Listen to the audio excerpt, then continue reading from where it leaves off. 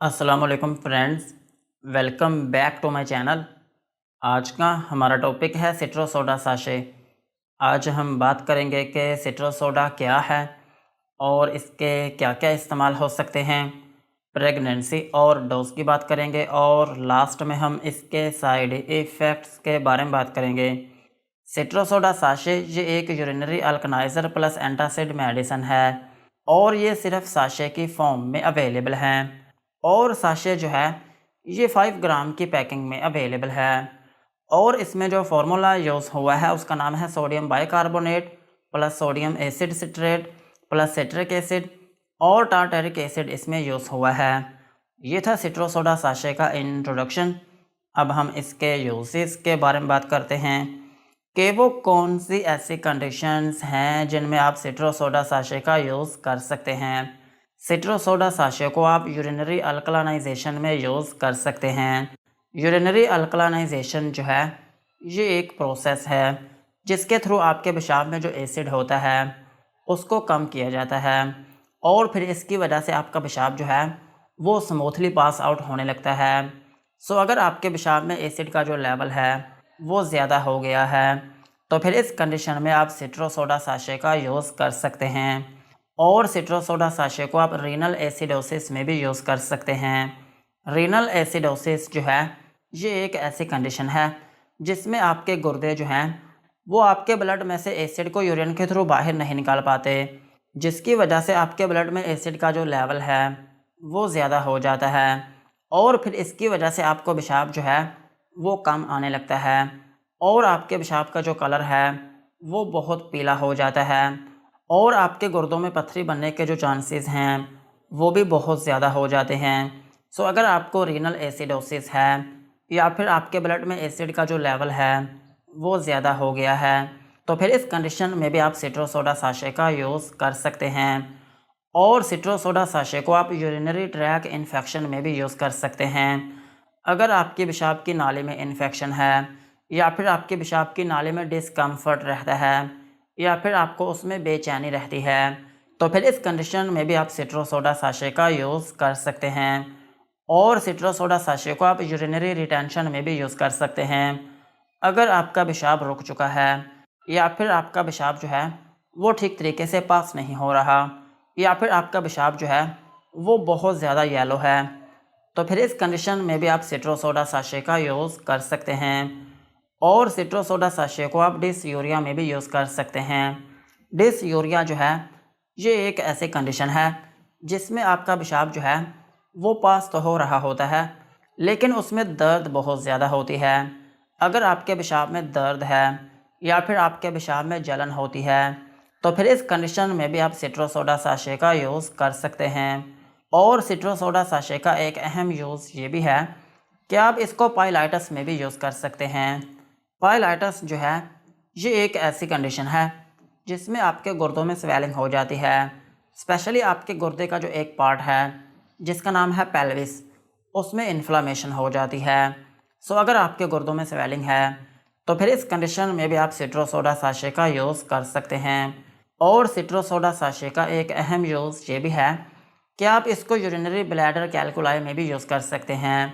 अगर आपके पेशाब की नाली में पथरी है या फिर आपके मसाने में पथरी है तो फिर इस कंडीशन में भी आप सिट्रो सोडा साशे का यूज़ कर सकते हैं। इस केस में सिट्रो सोडा साशे जो हैं ये आपके मसाने में जो बेचैनी होगी या फिर आपके पेशाब की जो रुकावट होगी या फिर उसमें आपको जो डिस्कम्फर्ट फील हो रहा होगा ये उसको ख़त्म करने में बहुत मदद करेंगे। ये थे इसके यूरिन के रिलेटेड यूजेस। अब हम इसके कुछ स्टमक के रिलेटेड यूजेस को भी डिस्कस कर लेते हैं।